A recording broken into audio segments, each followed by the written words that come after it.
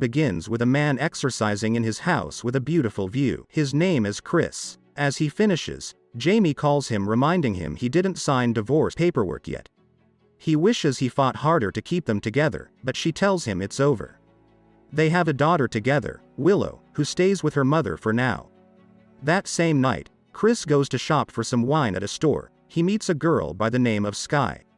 She steps out and realizes her Uber canceled, so Chris offers her a ride to her place. Once back at her place, she tells him she doesn't want to get back as she had a big fight with her roommate. But Chris offers her to come to his house. She agrees. As they leave, an old man keeps looking at them in a weird way. Both arrive at his house and cheer for this sudden adventure over some wine. She asks what is his job. Chris informs her that he created a home system called Watchdog, which he sold to Google Play. Hours go by and Sky asks Chris to drive her back, but he tells her she can stay the night. Both then end up sleeping together. The next day, Chris wakes up and Sky is already gone. She comes back to her apartment. That old man sees her and whispers, "Walk of shame." Once inside, her roommate Lisa gets angry at her for not coming back home last night. She seems crazy. Sky just locks herself in her room and lays down. That same night, Chris decides to go to the bar where Sky works. After her shift, both go back to his car and realizes someone is trying to break in. Chris tries to stop it, but the robber breaks his leg. The next day, Chris comes back to his house with a cast as a result. Sky is there to help him and he is thankful. She also doesn't want any nurse to come home to take care of him, so she offers to move in and take care of him. He agrees and is even excited. Meanwhile, the old man whose name is Ronald goes to talk to Lisa. He tells her she was happier before Sky moved. Ronald is her landlord. Sky then arrives telling him he is jealous, but he reminds them they are 2 weeks late on rent. Once inside, as she is moving out, Lisa is outraged. She demands an explanation, and Sky sleeps with her. The next day, Sky wakes Chris up and checks on him. They are deeply in love. Days go by and both enjoy a happy life. Chris even misses Jamie's calls. Chris is so in love that he wants to spend the rest of his life with her. Meanwhile, Ronald knocks on Lisa's door asking about the rent. No answer from her, so he opens the door and finds Lisa dead in her bathroom.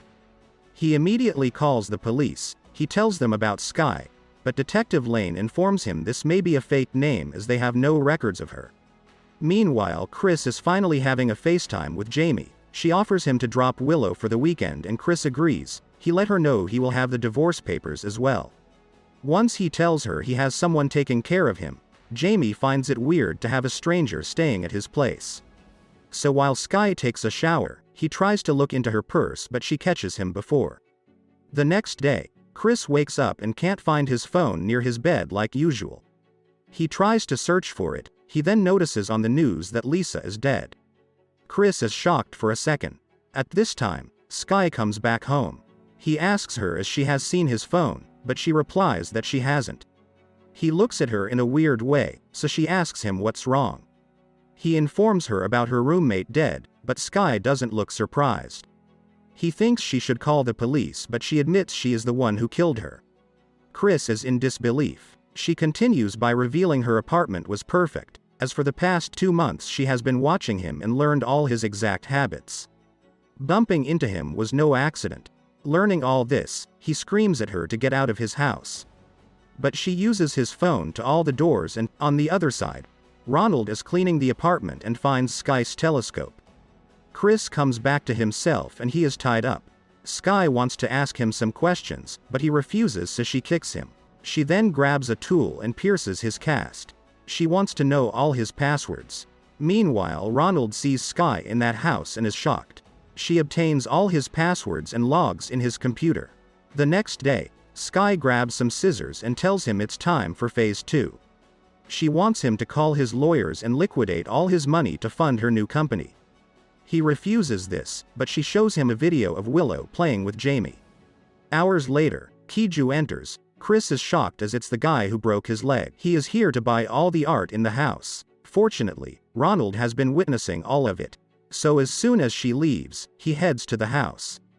Chris notices him and tries to make the most noise. Ronald breaks in the house, which alerts Sky. She turns around to come back to the house. Ronald breaks in and finds Chris. He is not surprised as she knew Sky was crazy. Chris screams at him to call the police and help him. Ronald doesn't do anything. He tells him he will save him, but in exchange he wants $200,000. Chris's desperation agrees, but Ronald tells him, "I will save you after I get the cash." But Chris doesn't carry that much cash around. So he agrees to give him the Picasso painting worth $7 million. Ronald then starts untying him but realizes Sky is coming back. Ronald stops and tries to escape, but she arrives locking the doors. Ronald runs away and she chases him, then kills him. Chris takes this opportunity to run outside trying to use his car, but it's locked. So he successfully uses his motorbike. He ends up falling in front of a car. The driver comes out. His name is Sebastian. Chris begs him to get him out of here. So Sebastian puts him in his car. Chris is then shocked when he realizes Sebastian drives him back to his house.